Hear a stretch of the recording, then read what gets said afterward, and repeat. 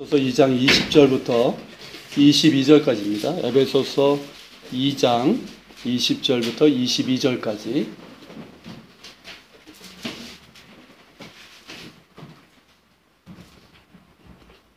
찾으셨습니까? 네. 자, 우리 같은 목소리로 한번 봉독하겠습니다. 너희는 사도들과 선자들의 터 위에 세우심을 입은 자라. 그리스도 예수께서 진히 모퉁이 돌이 되셨느니라.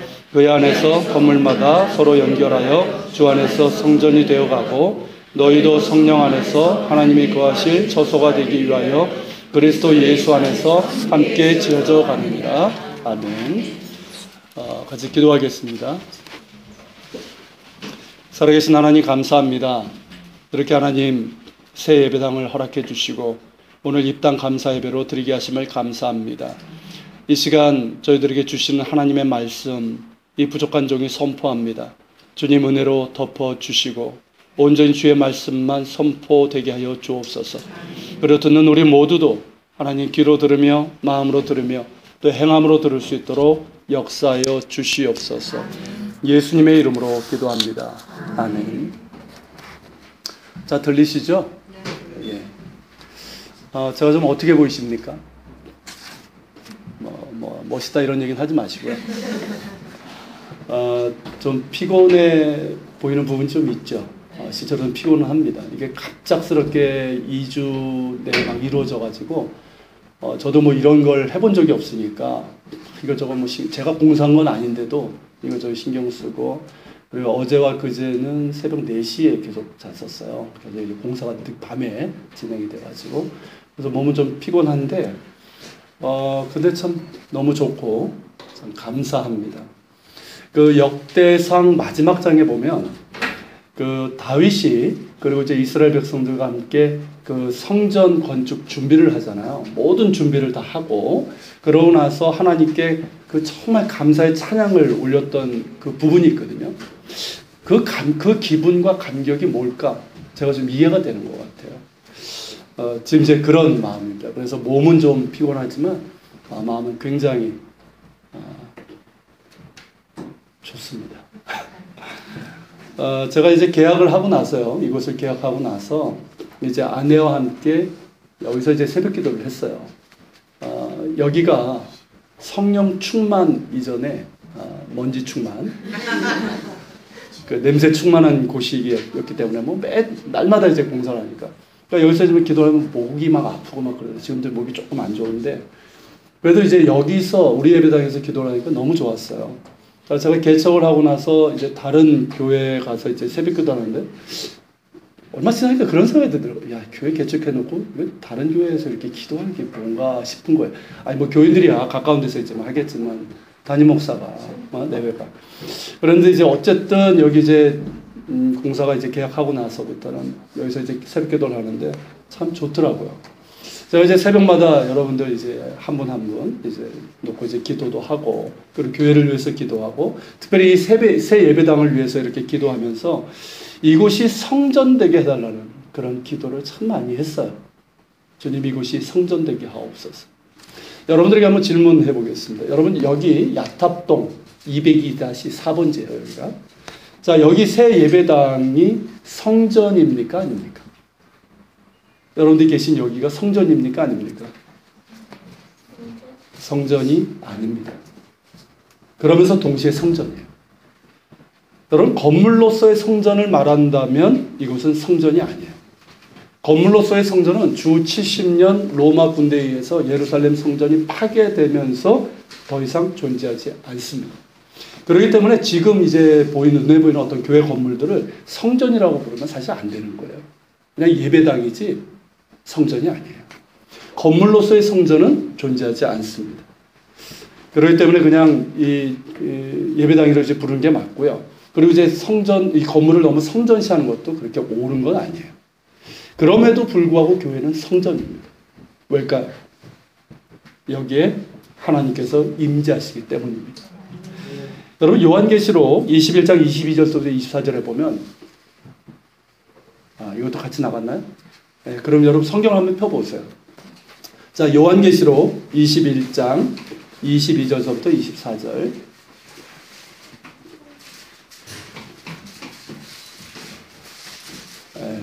오늘 첫 예배라서 이래야지 좀 문제점이 나오고 좀 보완을 하죠. 자, 요한계시록 21장 22절서부터 24절 한번 보십시오. 자, 다시 한번 읽겠습니다. 성 안에서 내가 성전을 보지 못하였으니 이는 주 하나님 곧 전능하신 이와 및 어린 양이 그 성전이시니라. 그 성은 해와 달의 비침이 쓸데없으니 이는 하나님의 영광이 비치고 어린 양이 그 등불이 되십니다. 만국이 그 가운데로 다니고 땅의 왕들이 자기 영광을 가지고 그리로 들어가니라. 아멘. 자, 이게 어떤 부분인지 아시겠죠? 자, 사도 요한이 주님께서 이제 보여주신 마지막 때 그 환상을 보게 되죠. 그때 마지막 때, 그러니까 새 하늘과 새 땅이 이 땅에 임하면서 새 예루살렘이 임하는 그 장면이에요.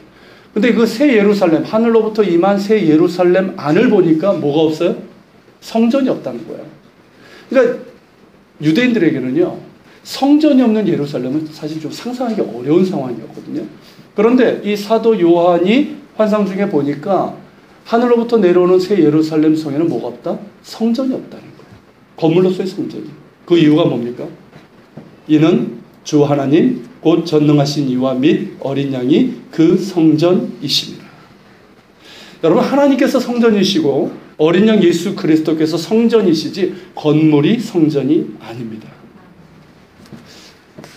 여러분, 이 말씀이 중요한 게 뭐냐면 요즘 주로 이제 미국에서 그러하고 한국에서도 그 영향을 받은 사람들이 있는데 이 극단적인 세대주의 논자들이에요. 이분들이 뭘 하냐면 유대교의 아주 근본주의적인 아주 보수적인 사람들이 있습니다. 이 사람들이 성전을 다시 지으려고 그래요. 그게 제3성전이에요. 세 번째 성전. 그거를 이제 추진하고 있는데 그거를 이 기독교인이라고 하는 사람들이 지지하고 재정까지 지원하고 있는 사람들이 있다는 거예요. 그걸 보면서 제가 제정신이 아니다 하는 생각이 드는데 이건 성경적으로 절대 옳지 않아요. 성전이신 예수님께서 이 땅에 오신 이후 건물로서의 성전은 파괴됐고 이제 더 이상 건물로서의 성전은 필요하지 않습니다. 그것을 이 기독교인이라고 하는 사람들이 지지하고 재정까지 지원한다는 건 정말 큰 문제예요. 여러분, 분별력을 가질 필요가 있습니다. 여러분, 진정한 성전은 누굽니까? 바로 하나님 그리고 어린 양 예수 그리스도십니다. 그러니까 주님 자신이 성전이신 거예요. 그리고 성전이신 주님께서 이곳에 임하실 때 이곳 역시 뭐가 됩니까? 성전이 되는 거예요. 그러니까 성전이신 주님께서 우리 이곳에 임하실 때 이곳 새 예배당은 비로소 성전이 될 수 있는 겁니다. 건물 자체로서 성전이 되는 것이 아니라 성전이신 주님께서 임재하실 때 성전이 되는 것이죠. 우리 예안교회 새 예배당이 성전이신 주님께서 임하시고 기름 부으시고 충만한 은혜를 부어주시고 그래서 주님의 영광과 거룩하심을 나타내는 그런 성전이 되기를 소망합니다. 이를 삼하면서 늘 기도하실 수 있는 우리가 될 수 있길 바랍니다. 여러분, 주님의 임재가 있을 때 어떻게 되는지 아십니까? 주님의 임재가 있을 때 그 예배가 살아있는 예배가 됩니다. 주님의 임재가 없을 땐 그건 지루한 의식밖에 되지 않아요. 반복적인 의식밖에. 그러나 주님의 임재가 있을 때는 살아있는 예배가 있습니다. 주님의 터치가 있는 거예요. 그 속에서 한 사람 한 사람을 만져주시고 세밀하게 들어주시고 말씀하시는 그 임재가 있는 거예요. 그러면서 그 속에서 은혜와 감동과 결단 이런 것들이 있는 예배가 이루어지게 되는 것이죠. 그리고 주님의 임재가 있을 때 우리는 예배를 통해서 살아계신 주님을 만나게 됩니다. 주님을 만난다는 게 그거예요. 예배를 통해서 만나게 되죠. 그러면서 거룩하신 하나님 앞에서 내가 죄인된 모습으로 서게 돼요. 여러분, 이 경험이 있어야 됩니다. 정말 거룩하신 하나님 앞에서 죄인된 나로서 정말 하나님과 나만의 그런 관계 속에서 서는 그 경험이 있어야 돼요. 그럴 때 우리 안에 뭐가 일어나는지 아십니까? 진정한 회개가 일어나는 거예요. 내가 얼마나 하나님 앞에서 죄인인지, 얼마나 내가 모순과 탐욕 덩어리인지를 알게 되는 거예요. 그러나 동시에 그 죄인을 사랑하시는 주님의 사랑을 동시에 만나게 됩니다. 거룩하신 하나님과의 그 만남의 그 경험은 그걸로 끝나지 않아요. 사랑의 하나님으로 또 만나게 됩니다. 그러면서 나 같은 죄인을 사하시고 용서하시고 품어주신 그 은혜를 감사하며 우리가 진정한 용서를 경험하게 되는 거죠. 여러분, 주님의 임재가 있을 때 이 진리의 말씀이 비로소 선포될 수 있습니다. 뭐 설교자의 어떤 개인의 능력이 있는 것이 아니라 하나님의 임재 속에 말씀은 진리가 됩니다. 그리고 진리를 깨닫게 되는 거예요. 그리고 그 말씀으로 우리가 변화되고 그 말씀대로 살아가는 말씀의 역사가 우리 가운데 일어나게 되는 겁니다. 주님의 임재가 있을 때 성령의 기름 부으심이 있게 됩니다. 그러면서 성령의 능력과 은사가 임하게 되고 또 예수님을 닮아가는 성령의 열매들이 우리 가운데 맺어지게 됩니다. 할렐루야. 주님의 임재가 있을 때 이 세상에서 지치고 상처받은 이들이 이곳에서 치유되고 회복되는 역사. 우리가 이미 나누고 우리 권사님도 기도했지만 이 다윗이 피했던 아둘람 동굴에서 일어났던 그 역사처럼 환난당한 자, 지치고 빚진 자들, 이런 사람들이 함께 모여서 치유되고 회복되고 하나 되어서 내가 새벽을 깨우리로다 하는 그런 비전 공동체가 된 것처럼 그런 역동적인 역사가 주님의 임재가 있을 때 일어나게 될 것입니다. 주님의 임재가 있을 때 이곳은 서로 다른 사람들이 모였지만 성령께서 하나 되게 하신 것을 힘써 지켜나가는 가운데 그리스도 안에서, 예수님 안에서 한 세 사람이 되는 역사, 우리 교회의 이름이자 비전이죠. 그 한 세 사람의 역사가 일어나게 될 것입니다. 주님의 임재가 있을 때 우리는 끝까지 교회 주인이신 주님을 향한 겸손한 신뢰로 나아가며 감사의 순종으로 섬기면서 우리의 모든 사역과 봉사와 섬김과 교제를 통해서 주님의 거룩하심을 드러내게 될 것입니다. 이러한 주님의 임재가 충만하기를 갈망하며 기도하며 예배하며 나아가는 우리 모두가 되기를 바랍니다. 이것이 새 예배당을 우리에게 주신 주님의 첫 번째 부르심이자 우리가 힘써야 될 사명입니다. 이미 말씀드린 것처럼 진정한 성전은 주님이십니다. 그리고 여러분, 우리 자신입니다. 여러분, 우리가 성전입니다. 정확하게 말하면 뭐죠? 우리 자체가 성전이 아니라 성전이신 주님을 모신 우리가 성전이라는 거죠. 우리가 거룩해서가 아니라 거룩하신 주님을 모시고 있기 때문에 우리가 성전인 겁니다. 여러분 기억하십시오. 우리가 성전입니다. 내가 곧 성전이에요. 믿으십니까? 여러분 이거 사실 엄청난 일 아닙니까?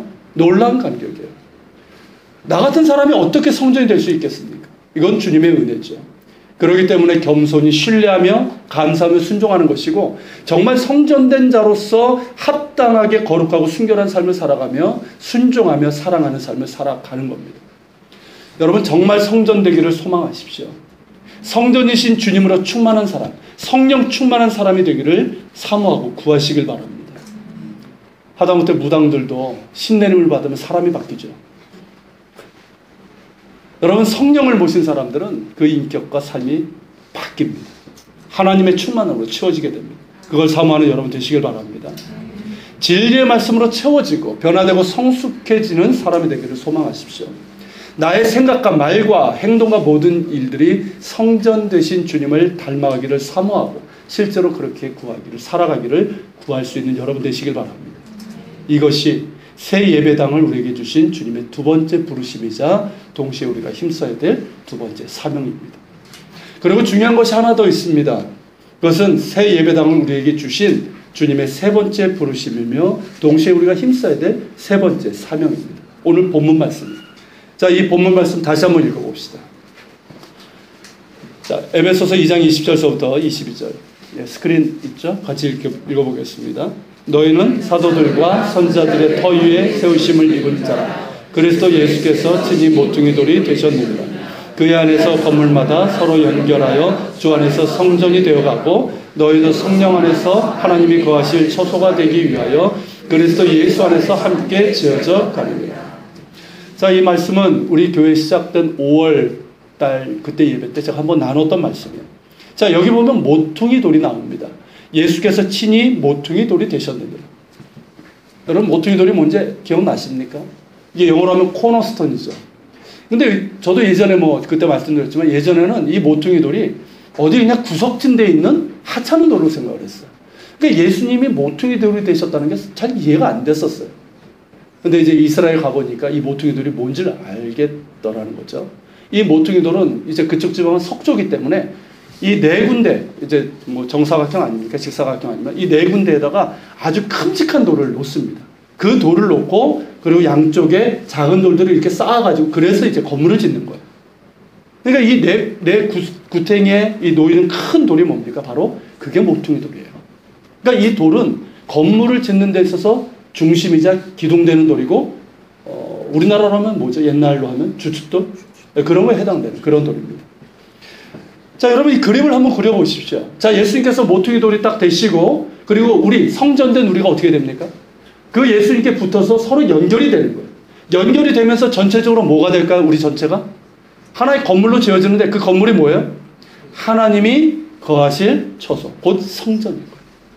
즉 성전이신 주님께서 그 중심에 계시고, 또 주님을 모신 성전된 우리가 서로 그 주님께 연결되는 가운데 뭐가 돼요? 전체적으로 하나님이 거하실 성전이 된다는 거죠. 여러분 이게 한 세 사람입니다. 한 세 사람은 다른 게 아니에요. 이게 한 세 사람이에요. 여러분 이것이 새 예배당에서 성전된 우리가 해야 될 일이자 부르심입니다. 이 부르심에 응답할 수 있기를 바랍니다. 그런데 여러분 건물을 지을 때 보면 이 모난돌은 어떻게 씁니까? 막 이렇게 갖춰야 되는데 이게 너무 튀어나오고 모난돌은 어떻게 하죠? 깎죠? 깎아냅니다. 여러분 우리도 마찬가지예요. 우리가 서로 연결해서 주 안에서 성전이 되어가기 위해서는 우리 각자에게 있는 연약함, 상처들, 모난 것 이런 것들이 주님의 사랑으로 깎여지고 채워지기를 소망합니다. 앞으로의 관계에서요 분명한 건 불편해질 수 있고요. 또 상처를 주고받을 수도 있고 또 부딪힐 수도 있습니다. 그렇지만 그조차도 예수님의 사랑으로 극복할 수 있는 우리가 될 수 있다고 믿습니다. 그래서 서로 다름이 틀림이 아니라 다양성으로 인정되고 또 서로를 용납하고 용서하고 사랑하며 섬기는 가운데 하나로 연결되는 우리 성전 공동체가 되기를 소망합니다. 이 지역과 나아가서 성남 그 이상의 지역의 많은 영혼들에게 복음을 전하고 그래서 그들 역시 우리와 함께 예수님 안에서 한 세 사람 되는 역사가 일어나기를 소망합니다. 교회 지치고 상처받아서 교회를 떠난 냉담자들 요즘 그런 사람 참 많아요. 그래서 어느 교회 다녀 그러면 가나안 교회 다닌다고 그러죠. 거꾸로 하면 안 나가. 아니면 온누리 교회 다닌다고 그러죠. 온누리가 교회라고. 그러면서 이제 차 끌고 밖으로 나가죠. 그런 이제 냉담자들이 지금 참 많은데 이런 분들이 우리 교회를 통해서 다시 주님의 몸으로 붙어 있어서 한 세 사람의 역사들이 일어나기를 소망합니다. 또한 주님께서 우리에게 주신 비전이 있어요. 이스라엘 선교의 비전입니다. 에베소서 2장에 있는 말씀처럼 유대인과 이방인이 그리스도 안에서 한 세 사람 되는 역사예요. 이게 우리 교회에 주신 비전입니다. 이것을 우리가 잘 감당하기를 원하고 나아가서 이슬람 북한까지 품고 선교하는 교회가 되기를 소망합니다. 그리고 이 땅도 품을 수 있기를 원합니다. 여러분 우리가 살고 있는 이 조국 대한민국 지금 문제는 경제적인 양극화 그리고 분열입니다. 이건 여러분들 너무 잘 아실 거예요. 이게 점점 더 심해지고 있습니다. 그로 인해서 절망하고 분노하고 상처받고 서로를 밀쳐내고 증오하고 있습니다. 여러분 이러한 이 땅에 우리가 한 세 사람의 능력과 희망을 심는 그런 역할을 감당하기를 소망합니다. 우리가 할 수 있는 것 딴 거 아니에요. 뭐 거리로 들고 나가지고 뭐 이렇게 하는 것도 아니고 우리가 이 땅에 강도 만난 자들이 있잖아요. 그 양극화 속에서 정말 소외되고 힘든 사람들이 있습니다. 그런 사람들에게 찾아가서 실제적으로 도움을 줄 수 있는 선한 이웃이 그 선한 이웃의 사명을 우리 교회가 감당할 수 있기를 바랍니다. 하나님께서 분명히 채워주실 거라고 믿습니다. 그리고 우리가 할 수 있는 영역이 참 작겠지만 우리가 예수님 안에서 정말 서로를 인정하고 용납해주는 화합과 하나됨이 가능하다는 것을 세상에 보여줄 수 있는 그런 교회가 되기를 소망합니다. 그렇게 해서 우리 교회가 내적으로나 또 세상에서의 사명과 선교적인 사명에서도 예수 그리스도 안에서 하나 되는 성전, 한 세 사람의 성전으로 지어져 갈 수 있기를 소망합니다. 여러분 이곳은 어떤 곳인지 아십니까? 여긴 열린 문입니다. 지지난주에 제가 이제 요한계시록에 있는 7대 교회 중에 빌라델비아 교회가 있죠. 필라델피아 교회. 주님께 이제 칭찬받았던 그 교회인데 그 교회를 향해서 주님께서 하셨던 말씀이 이 말씀이에요. 다윗의 열쇠를 가지신 이가 이루시되 주님이시죠. 빌라델피아 교회를 향해서 열린 문을 두셨다고 그랬어요. 주님께서 열면 닫을 리가 없다고 하셨어요. 여러분 여기가 바로 주님께서 열어주신 열린 문입니다. 그것을 여러분 상징적으로 보여주는 게 뭔지 아십니까? 바로 이겁니다. 이 십자가요. 처음에 보면 좀 낯설죠. 일반적인 모습이 아니라. 이거 굉장히 고민했습니다. 그리고 이거 그래서 인테리어 공사하시는 분도 하루 종일 이거 하나 붙들고 있었어요. 그래서 나온 작품입니다. 근데 이게 보여주는 게 뭐냐면 바로 빌라델피아 교회처럼 주님께서 우리를 향해서 열어주신 문이에요. 주님께서 문을 열어주셨다는 얘기는 뭔지 아십니까? 내가 그곳에 있겠다는 거예요. 그리고 너희를 통해서 일하시겠다는 거예요. 은혜 주시겠다는 거예요. 그리고 동시에 이 문은 세상을 향해 열린 문입니다. 교회는 세상을 향해서 열려 있어야 돼요. 우리는 세상을 향해서도 열리고 주님을 향해서도 열린 그런 열린 문과 같은 우리 교회가 되기를 소망합니다. 그렇기 때문에 진정한 성전이신 주님의 임재를 우리가 사모하는 것이고 또 그 주님을 모신 우리 모두가 정말 성전으로 그렇게 세워져 가고 성장하기를 우리가 소망하는 겁니다. 그리고 나아가서 성전된 우리 한 사람 한 사람이 성전이신 주님께 붙어 있어서 에베소서 2장 말씀처럼 하나의 큰 성전으로 한 세 사람의 성전으로 지어져가는 그것을 우리가 소망하고 함께 나누는 겁니다. 그런 우리가 그런 교회가 될 수 있도록 여러분 기도해 주시고 늘 그 소망을 가질 수 있기를 축원합니다. 자, 우리 같이 찬양 드리면서 말씀 기억하고 또 기도하는 시간을 갖겠습니다. 여기에 모인 우리라는 찬양인데요. 이 찬양 부르면서 우리 가운데 임재하시는 주님을 찬양하고 또 옆에 계신 분들 또 전후자에 계신 분들 또 축복하면서 이 찬양을 드렸으면 좋겠습니다. 같이 찬양하겠습니다. 이에 모인 우리 주의 은총 받은 자여라. 저렇게 몸을 좀 돌려주셔서 축복해 주시고 인사도 나누시고 자리에 함께 계심을 아노라. 언제나 주님만을 찬양하며 따라가리니 시험을 당한 때도 함께 계심을 믿노라. 이 믿음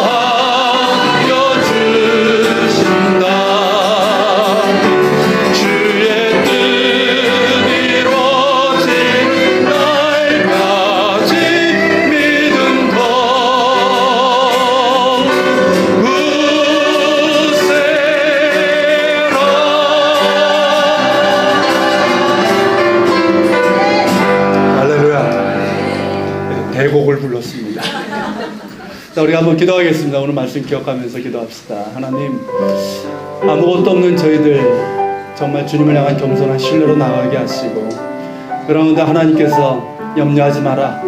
내가 행할 거다. 친히 행할 것이고 너를 위해서 일할 것이다. 그대로 보여주신 주님, 이렇게 열린 문 우리에게 주신 주님 감사합니다.